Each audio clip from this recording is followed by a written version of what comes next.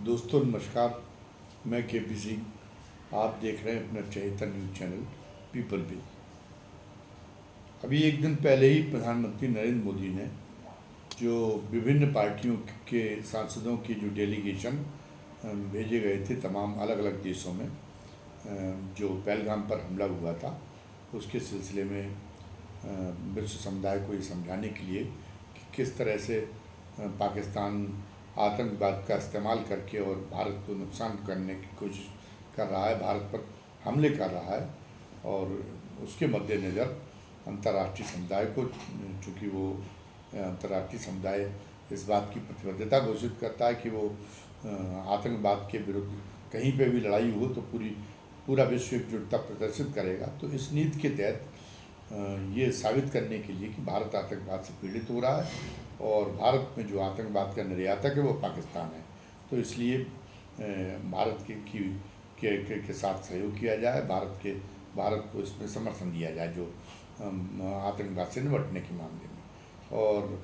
बताया ये भी गया, जो कल सांसदों को भोज दिया प्रधानमंत्री ने, तो वो भोज इसी बात का जश्न मनाने के लिए किया था कि प्रधानमंत्री की इस पहल से कितना अंतर्राष्ट्रीय समुदाय को भारत के पक्ष में कितना जो है किया जा सकता, कितना मजबूती के साथ किया गया है। और इस मामले में प्रधानमंत्री के प्रयास की विरोधावली भारतीय मीडिया ने भी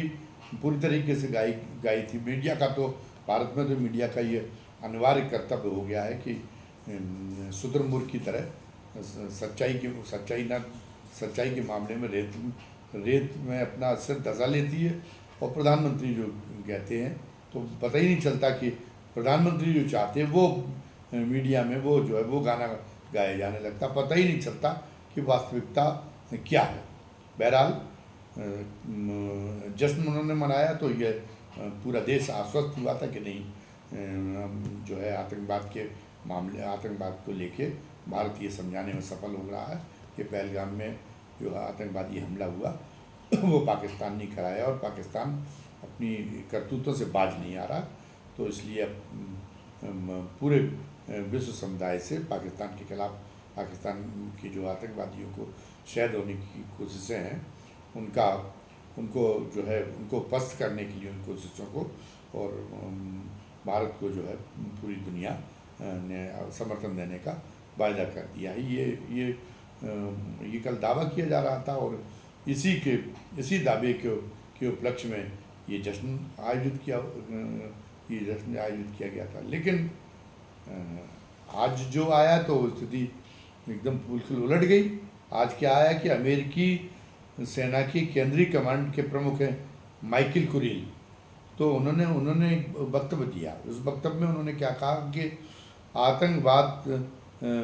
पर नियंत्रण के मामले में पाकिस्तान अमेरिका का प्रमुख सहयोगी है। यानी उन्होंने ये स्पष्ट कर दिया कि अमेरिका और उसके जो गिरोह के जो देश है वो भारत के संसदीय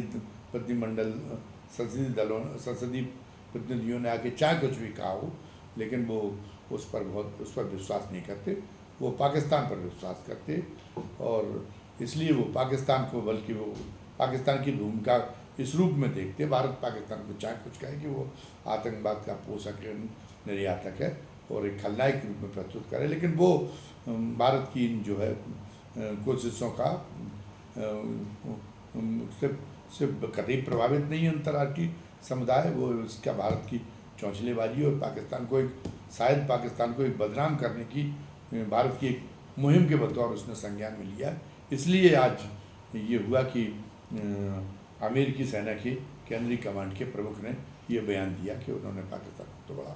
भोला भाला और बड़ा शरीफ देश साबित किया कि वो तो आतंकवाद विरोधी जो हमारा अभियान है उसमें एक हमारा प्रमुख सहयोगी है।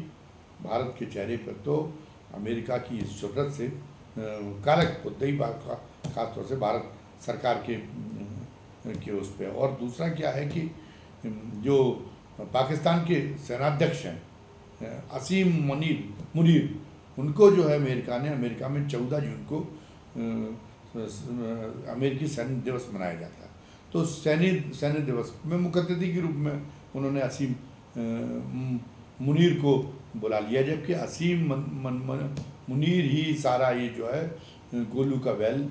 वो जो कि कहावत है गोलू का बाप, तो ये मतलब ये पूरी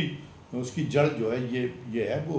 ये इसकी प्रेरणा से ही इसके अंदर जो जहर भरा है भारत के खिलाफ, तो उसी की वजह से ये पहलगाम में हमारे निर्दोष टूरिस्टों की हत्या का काम हुआ है। तो वो जो है वो अपनी एक बहुत ही दुष्ट पाकिस्तान का सेना अध्यक्ष है, और जिसका एकमात्र लक्ष्य भारत को नुकसान पहुंचा रहा, भारत को मिटाना, भारत के प्रति उसकी शत्रुता चरम सीमा पे, और उसकी को जो है अमेरिका अपने सैन्य दिवस का के मुख्य अतिथि के रूप में बुला रहा है। वो यानी वो जो है उसको जो भारत की जो कोशिशें हैं वो उसको फिर मतलब इस अपने इस कदम से भी उसने बता दिया कि भारत की जो असीम मुनीर को एक बहुत बड़े एक दुष्ट चरित्र के रूप में उभारने की जो कोशिश की है, उससे उसका अमेरिकी प्रशासन पे कोई असर नहीं है, और बल्कि अमेरिका तो उसको जो है असीम मुनीर को प्रोत्साहन देने लायक मानता है। वो तो अमेरिका तो अपने लिए बड़ा उपयोगी मानता है, वो उनमें असीम मुनीर में कोई दोष नहीं देखता, बल्कि वो तो ये मानता है कि असीम मुनीर जो है वो बहुत ही जो वहाँ के जो सेनाध्यक्ष हैं बहुत उनके इरादे तो बड़े नेक हैं। तो हर अमेरिका के इस कदम से ये नहीं है कि इस पर हम कहें कि कोई सरकार का विरोधी होने के नाते भारत का कोई आदमी इस पर जो है खुशी मनाए, ये तो राष्ट्रद्रोह देशद्रोह से जैसा काम होगा। तो हमारी भी नीयत ये नहीं कि हम इस पर खुश हो रहे हो, हमें तो बल्कि हमें और हमारी तरह के सरकार की भले ही अपने देश के अंदर हम भले ही मोदी जी की आलोचना कर लें, लेकिन मोदी जी प्रधानमंत्री के रूप में देश के प्रतीक हैं, और ये जो अगर उनके प्रति किसी दुर्भावना की वजह से अगर ट्रंप ये सब करा रहे हैं, तो इससे तो एक व्यक्ति के प्रति इसको नहीं माना जाएगा, बल्कि ये माना जाएगा एक पूरे देश को एक तरीके से नीचा दिखाने जैसा कि अमेरिका का ये प्रयास है। इसलिए ये जो उनके वहाँ के जो सेना प्रमुख ने जो कहा है, अमेरिका ने जो जिस तरीके से उन्होंने उनका जो है मान बढ़ाया है असीम मुनीर को अपने सैन्य दल में आमंत्रित करते, उससे भारतीयों को बहुत गहरी पीड़ा पहुंची है। और ये अब हमने आज इस पर वीडियो इसलिए बनाया कि ये चिंता का विषय है कि हम जो है कि आखिर सारे लोगों ने भारत को इतना बेगाना और इतना जो है इतने तिरस्कार का पात्र क्यों समझ लिया है। अभी देखा गया था कि एक तरफ से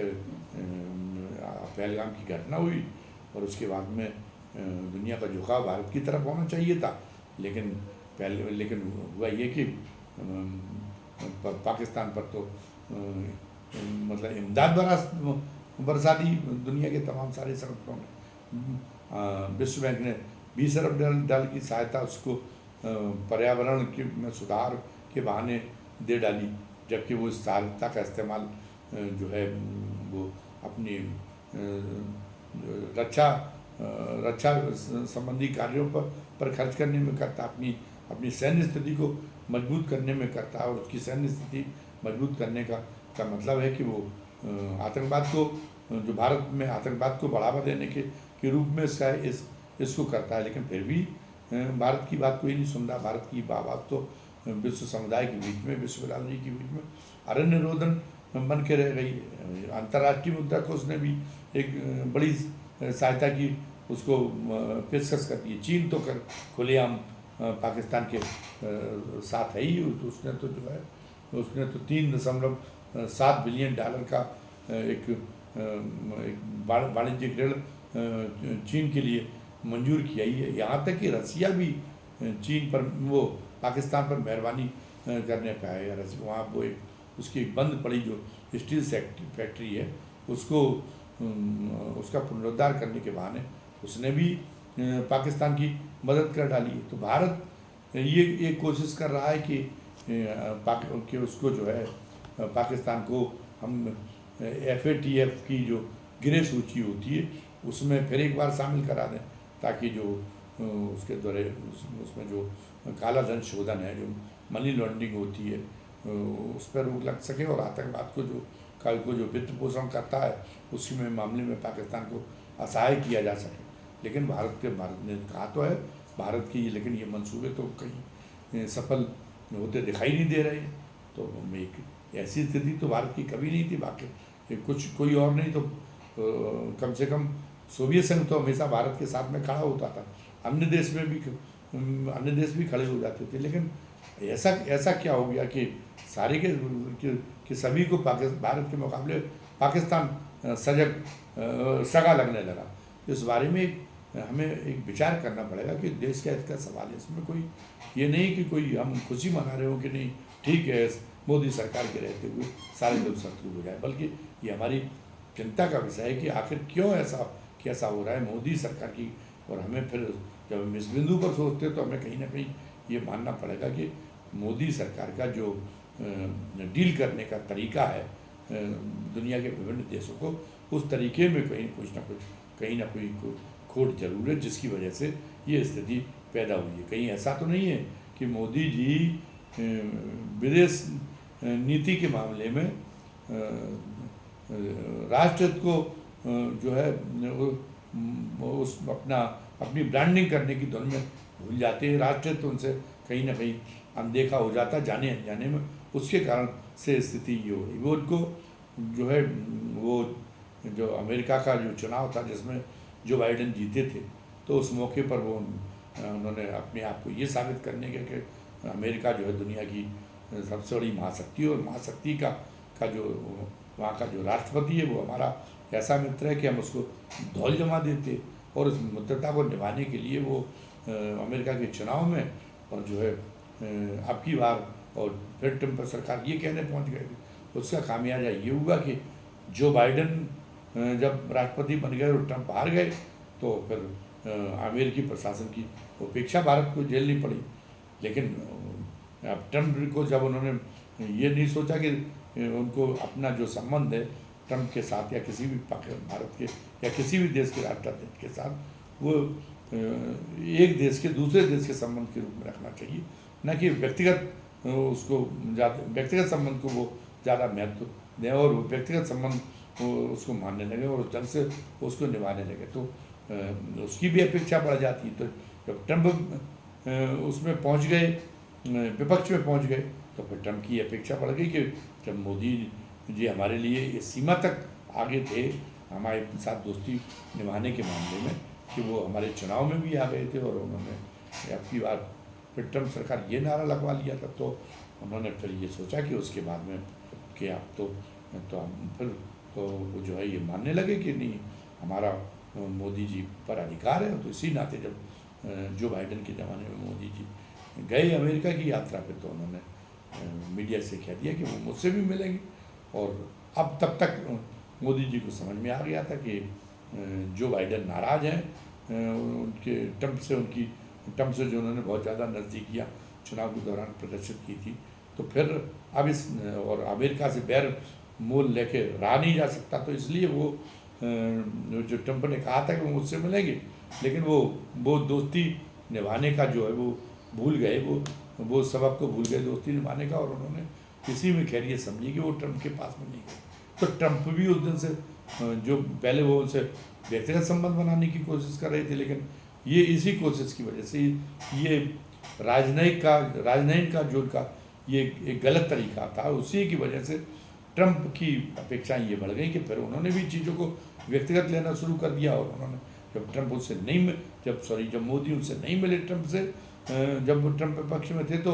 फिर वो मोदी के प्रति खार खा गए। और उसी का एक नतीजा है कि आज ट्रम्प जो है लगातार मोदी को नीचा दिखाने की कोशिश कर रहे हैं। वो कई बार लगभग 13-14 बार हो चुका कि वो ये कह चुके कि जो भारत और पाकिस्तान का जो युद्ध विराम हुआ है वो उन्होंने दोनों देशों के को धमका कर वो कराया है। वो युद्ध विराम उनकी वजह से हुआ है, उसमें उन्होंने व्यापार को हथियार के रूप में इस्तेमाल किया है। और फिर एक बार अमेरिका ने ये संकेत दे डाला है, जो ये हमने बताया, अमेरिकी सेना की केंद्रीय कमांड के प्रमुख ने जो पाकिस्तान के सेनाध्यक्ष की हौसला अफजाई करने के साथ साथ में फिर एक बार इस बात का इशारा किया है कि अमेरिका जो है वो जो राष्ट्रपति ट्रंप है हमारे, वो कश्मीर के मामले में भारत और पाकिस्तान के बीच में मध्यस्थता कराने के लिए जो है मध्यस्थता करने के इच्छुक है। ये तो एक बहुत ही अमेरिका की बहुत भेजा हरकत है, क्योंकि भारत और पाकिस्तान के बीच में ये करार है कि ये कश्मीर का मामला द्विपक्षीय मामला है और इसमें किसी तीसरे पक्ष की सहायता का सहयोग या हस्तक्षेप के लिए कोई किसी तीसरे पक्ष को आमंत्रित नहीं करेगा। इनमें से दोनों कोई देशों को आपस में ही बैठाएंगे, आपस में ही जो है वार्ता करके इसको सुलझाएंगे। तो पाकिस्तान तो ये है कि पाकिस्तान को तो इसमें कोई उज्र है नहीं, लेकिन भारत का तो ये बड़ा अपमान होगा अगर कश्मीर अगर जो है ज़बरदस्ती टांग घुसेड़ने में कश्मीर के मामले में आमादा हो गए जो है ट्रंप अगर कश्मीर के मामले में अपनी टांग ज़बरदस्ती उड़ाने में आमादा हुए, तो ये तो भारत के लिए तो ये बहुत अपमानजनक होगा और भारत को तो ये बहुत क्रोधित करने वाला काम होगा। अब ये है कि क्या इस पर प्रधानमंत्री नरेंद्र मोदी की प्रतिक्रिया रहती है और किस ढंग से वो एक डील करते हैं कि फिर एक दुनिया में ऐसा वातावरण बने कि पाकिस्तान जो असल में खलनायक है, जो असल में जो ये वास्तविकता है कि पाकिस्तान आतंकवाद का पोषक है, वो एक विफल देश है, वो देश के अंदर भी इसलिए उसने जो एक आतंकवाद को जो प्रश्रय देने का काम किया है, तो वो आतंकवादी ग्रुप उसके लिए भी भस्मासुर बन गए। इसके बावजूद भी वो आतंकवादी नेताओं को कहीं पे जो है उन पर कोई अंकुश लगाने के लिए अंकुश लगाने की पाकिस्तान की या तो हुकूमत की स्थिति नहीं रह गई या मतलब वो ऐसा कर नहीं पा रहा है। और उसका नतीजा है कि वो उसको जो है कि पूरी दुनिया के लिए एक संकट खड़ा होता जा रहा है। भाई अब पाकिस्तान में जो देखा गया है कि आतंकवाद को बढ़ाने का नतीजा क्या होता है, जब ओसामा बिन लादेन को जब अमेरिका ने मोहरा बनाया तो उससे बड़ा मज़ा आ रहा था अफ़गानिस्तान में सोवियत समर्थित सरकार को ध्वस्त कराने के लिए, लेकिन बाद में वो ओसामा बिन लादेन अमेरिका के लिए ही मुश्किल बन गया और फिर अमेरिका को ओसामा बिन लादेन को की जो संघार का प्लान बनाना पड़ा। तो आज जो पाकिस्तान में घोषित आतंकवादी जरूरी नहीं कि वो भारत तक ही सीमित रहे, वो कल को अमेरिका के लिए, कल को ब्रिटेन के लिए भी वो संकट पैदा कर सकते। फिर भी कोई देश फिलहाल इस बात को सोचने के लिए तैयार नहीं है। भारत मांग कर रहा है, जो उन आतंकवादियों के नाम दे रहा है कि मोहम्मद सईद को सौंपा जाए, मसूद अजहर को सौंपा जाए, और वो अंतर्राष्ट्रीय आतंकवादी घोषित भी हैं, लेकिन फिर भी वो दुनिया भारत की मांगों को बल नहीं दे रही। तो ये भारत के लिए एक तरह से ये भारत की मौजूदा सरकारें ये उसकी एक बहुत बड़ी विफलता है और इस विफलता से उसको पार पाने की चुनौती उसको स्वीकार करना चाहिए। वहाँ पे कनाडा में G7 देशों का 13 से लेके और 15 जून से लेकर 17 जून तक शिखर सम्मेलन हो रहा है। उसमें काफ़ी उहापोह के बाद में भारत को आमंत्रित कर लिया है और प्रधानमंत्री नरेंद्र मोदी ने उसमें जाने की सहमति दे दी है। तो वो एक ऐसा अवसर होगा जहाँ पर उनकी राष्ट्रपति ट्रंप से उनका आमना सामना हो सकता है। तो अगर वो बल्कि वो इस मामले में प्रयास करें, भारत सरकार की ओर से प्रयास किया जाए कि वो जो है उनको राष्ट्रपति ट्रंप के साथ में 1 to 1 वार्ता करने का अवसर मिले और उसमें वो ट्रंप से कहें कि अगर पता चला कि उनमें ये नहीं है कि वो उनको उस कड़ाई के साथ में उनसे वार्ता कर सके, तो फिर उनको एक उनके अपने संबंधों का वास्ता देकर ही उनसे ये गुजारिश करें कि मतलब ऐसी क्या है आपके क्या ऐसी नाराज़गी है जो आप इस तरीके से भारत की स्थिति को दयनीय दयनीय उसमें स्थितियों में ढकेल रहे भारत को। आखिर उसके पीछे क्या आपके मन में ऐसा क्यों, ऐसी बात क्यों हुई? भारत के प्रति आपकी ऐसी नाराज़गी क्यों प्रकट हुई? और जो G7 देश, जो G7 के अन्य भी शक्तिशाली देश हैं, उनको भी ये समझाने की कोशिश करें कि भारत कि जब विश्व समुदाय का संकल्प है आतंकवाद से निपटने का, आतंकवाद को न पनपने देने का, तो जब भारत को आतंकवाद के जरिए पाकिस्तान द्वारा पीड़ित किया जा रहा है, तो फिर वो जो है वो पाकिस्तान के प्रति उस ढंग का भाव क्यों नहीं प्रदर्शित करना चाहते? पाकिस्तान को सबक सिखाने का, पाकिस्तान को इसके लिए दंडित करने में भारत का सहयोग क्यों नहीं करना चाहते? ये एक स्थिति स्पष्ट होनी चाहिए और विदेश नीति की मोदी जी को एक नए सिरे से समीक्षा करनी चाहिए और विदेश नीति के संबंध में एक रणनीति का नया खाका तैयार करना चाहिए। वीडियो समाप्त करने के पहले हमारी गुजारिश है अपने उन दर्शकों से जिन्होंने पहली बार हमारे वीडियो को देखा और उनको हमारा ये वीडियो पसंद आया, तो उनसे हमारा निवेदन है कि वो हमारे चैनल को सब्सक्राइब करें, लाइक करें और उसमें जो बेल आइकॉन है वो उसको दबाएं, ताकि हमारे हर वीडियो को इस चैनल पर पढ़ने वाले हमारे हर वीडियो को वो देख सकें। वो जो बेल आइकॉन का बटन दबाएंगे तो जैसे हम नया वीडियो डालेंगे उसका नोटिफिकेशन आप तक पहुंच जाया करेगा। और आप खुद तो हमें ताकत देने के लिए, हमें प्रोत्साहित करने के लिए हमारे चैनल को सब्सक्राइब करें ही, साथ साथ में आपके घर के लोग, आपके मित्र और आपके वे रिश्तेदार जिन्होंने अभी तक हमारे चैनल को सब्सक्राइब नहीं किया है, उन्हें ज़्यादा से ज़्यादा संख्या में हमारा चैनल सब्सक्राइब करने के लिए प्रेरित करें। साथ ही हमारे आज की वीडियो को अधिक से अधिक शेयर करें और कमेंट बॉक्स में आज की वीडियो के बारे में अपनी राय जरूर लिखें। धन्यवाद। जय हिंद, जय भारत।